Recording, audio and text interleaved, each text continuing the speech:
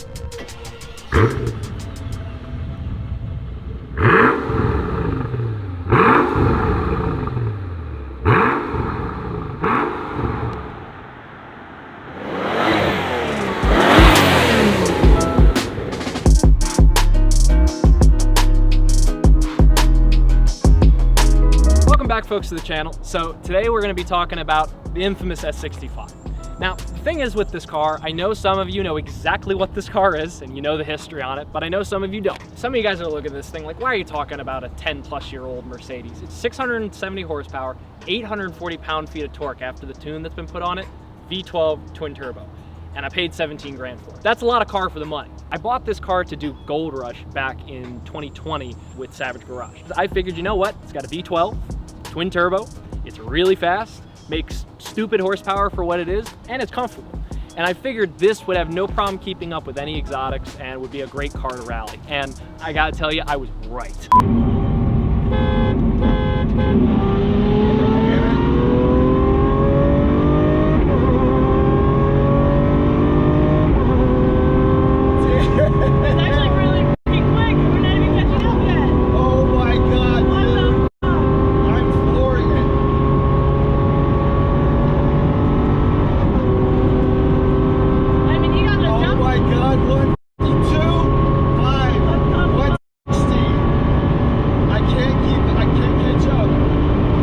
This thing keeps up with everything else on the road today.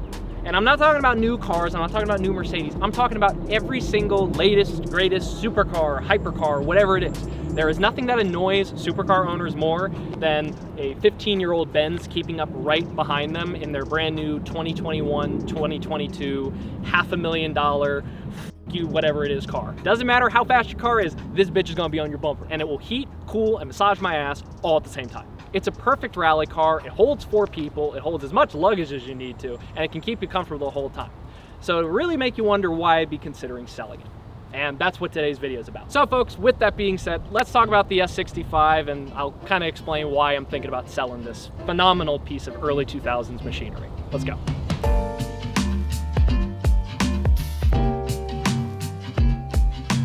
All right, first things first on this car. Now, this thing, it looks good from afar, but it's not perfect. There's a bunch of different small little cosmetic things that need to be taken care of on this thing. First thing I'll show you is the paint right here. If you look down here, this entire front bumper sight, this is after 11,000 miles of rallying. It is completely peppered. I mean, the whole entire thing is peppered. The front grille is peppered, the hood, even the windshield, which really needs to be replaced. That thing is cracked beyond belief. Thank you, Dustin. I know some people love uberly clean cars, that's fine. But frankly, I like cars that you can see have been driven. I like cars that you could see the wear on them. Like, just because to me, like when I look at this car, I don't think, oh, I have a really, really peppered front bumper or anything like that. The first thing I think of is, I remember driving all these miles with friends. And it brings back good memories of good times with good people. And that's one of the reasons, like, in a very strange way, I'm proud of the front end damage of the paint on this car. In retrospect, should I have gotten a PPF? Yeah, I kind of should have. Let's keep walking around the car. This window is down, by the way, not because we want it to be, it's because it came off the track. There's a seal that I need to replace that's right here. So right now the window is, you know, just hanging there happily. It can go up, it's just, it doesn't like it. So we're gonna leave it like that for right now. Obviously you can see these wheels from afar. Like I said, they look good, but obviously they really should be refinished. And that's something that's gonna get done on this thing. I could use new lug nuts too, ones that don't have rust marks on them. Everything else on it, I mean, it's great. It's registered. It wasn't like that for a very long time, but now it is. I know I need to replace the struts on this. The electric motor that would normally just lift this up, it doesn't do that anymore, but it's still open, so I haven't gotten around to fixing it. The exhaust tips, by the way, you might think I powder coated them black. No, that's just exhaust soot. These used to be chrome. They're really dirty. So a little bit of detail spray will clean that up, but you know, again, the car's used. Like when it wasn't being driven on rallies, this car was a daily for me. You know, when all the other cars were being worked on, serviced, whatever it may be, I dailied this damn thing. And this thing is great. I mean, for just running around, getting stuff done, errands, and it's got plenty of space, it's really an incredible car. Now, obviously the problem with these everyone talks about are the crazy service bills, and they do exist. It's not uncommon for these to have incredibly expensive service bills. But if you actually maintain the car, it's a common thing with German cars, I believe. If you take care of the German car will take care of you. It's just most people, including that train who's about to interrupt our video, they don't do that. They unload these cars as soon as there's a problem with them, and that's why they end up at buy here, pay here car lots for 10, 15 grand, and they're not worth buying. But this one, because I could verify the service history, because I could verify everything on it, that's why I ended up buying it back in 2020. Every time I look at it from this angle, the 3/4 angle shot on this, it's such a pretty car. I mean, this thing, like when I think of my older Mercedes, the W140s from the 90s, that's a much more like S-Class business feel car. It really feels like that's something you should be chauffeured in. It feels like, it looks like a limo, it has the presence of a limo. This has the presence of a sports sedan. I mean, this thing, these things in many ways were kind of ahead of their time. The S65s came out, and when they originally came out, nobody wanted them. Nobody. I mean, I heard stories from people who saw these cars new at the dealerships, and chime in below in the comments if you remember seeing this. But I heard stories from dealers who had these cars brand new, and they were marking them down 50K below MSRP because they couldn't get rid of them. Nobody wanted them. And I mean, you think about 2006 for a second, think about the other cars that were available. I can't think of any other car off the top of my head that had similar numbers to this car. The only thing I could think of is like a Lamborghini, like a Murcielago. And you know, Rob Ferretti years ago raced one of these up against a Murcielago, and guess which car won? And now you see sports sedans making horsepower like this, being this fast. Like you can go out and buy a crazy fast BMW. You can go out and buy a crazy fast Benz. And there's other companies that offer similar platforms, 4 doors, luxury, and also fast. There weren't many other cars like this. So in many ways, I think this was ahead of its time. So now let's take it for a drive, and I'll get into why I'm actually considering selling it.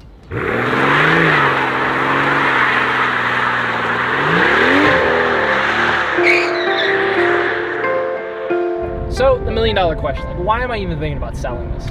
Well, the reason for that is because this car has already had an incredible story. All the time I spent with it on Savage Garage, it's done a lot, you know, between all the rallies it's done, the local events that we've done, me running from the cops, you know, this car has had such an incredible story arc, let's say, and I don't know what I would do next for it.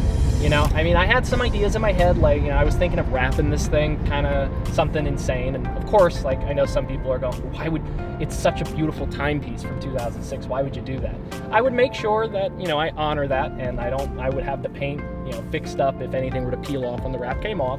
But, you know, just as a temporary thing, something fun. But other than that, I don't know what else I would do with this car. I mean, I have some ideas of like what rallies I would take it on, but in an effort to, you know, constantly, I want to come up with some really cool content for you guys and do stuff that other people haven't done yet. And I've got some great ideas in my head, but unfortunately, I'm not made of money.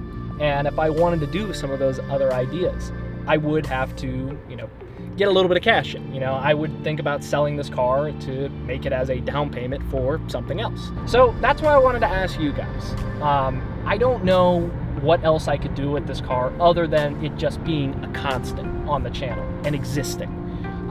You know, I really want to keep driving this car. I want to keep using it, but I also want to do something unique with it, and I don't want to bastardize it. I'm not going to do anything to devalue the car. I'm not going to make it 1,000 horsepower unless somebody at Rentec is watching my video and knows how we could do that without spending $45,000 or $50,000. I don't know what else I would do with this car. So that's why I wanted to ask you guys. Comment below, like, if I were to keep the S65, what would you like to see me do with it? Other than wrapping the car and putting some cool lights in it, I don't know what else I would do with this thing. I'll tell you, the original reason I bought this car, as I mentioned, was for Gold Rush.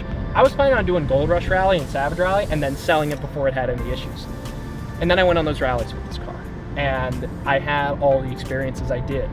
And this car became quite special to me because no matter what, through thick, through thin, this car has always been reliable. It's never broken down. It's never left me stranded. It's been so good to me. And another thing is, not for nothing, I drive this car. Like, you know, I don't like using the word like I beat on the car or I beat the shit out of it, because I don't think that's really true. But I do drive it hard. I mean, you know, once it's warmed up, you know, I'll be going full throttle in this thing. I've done plenty of burnouts in this car. In fact, it needs new rear axle boots because they're all gone because of all the burnouts I've done in this thing.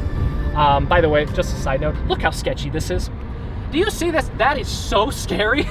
This specific model of Mercedes, not this one, but the S65 from 2006, this is the car that made me fall in love with Mercedes. I remember the day. I remember when it happened. I was with Rob Ferretti. This was, I think, only a few weeks after he had hired me to do his YouTube videos. And he got an email from somebody that he talked about. I bought the world's cheapest S65. Like, I bought it for like $3 grand or something. And, you know, at the time I didn't know anything about Mercedes. I just knew they were expensive luxury cars.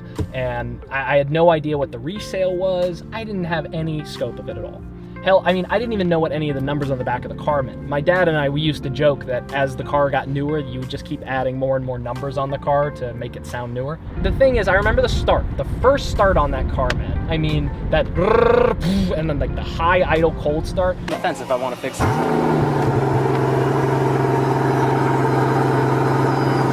I heard that and I was hooked. Like, I was like, this is something special.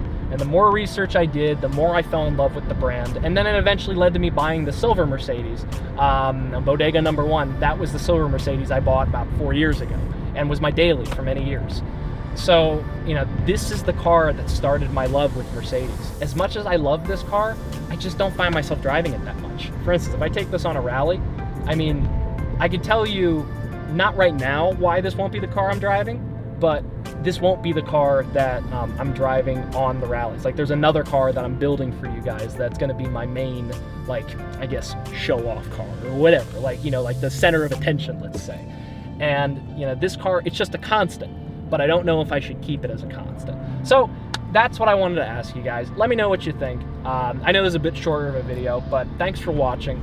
If you want to see some more content with the S65, like I said, let me know what you'd like to see. I love this car to death. I'm happy to make more videos with it. But, you know, if all it's going to be is just a constant, let's say, and just exist, it definitely makes me think that I should sell it and get something else and, you know, make some more content for you guys. So, with all that being said, thanks for watching. Comment below what you think, and I'll see you next time. Here we go. Oop, traction control. Here we go. Okay.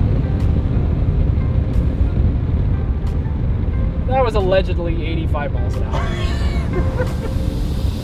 It just accelerates so fast. Like,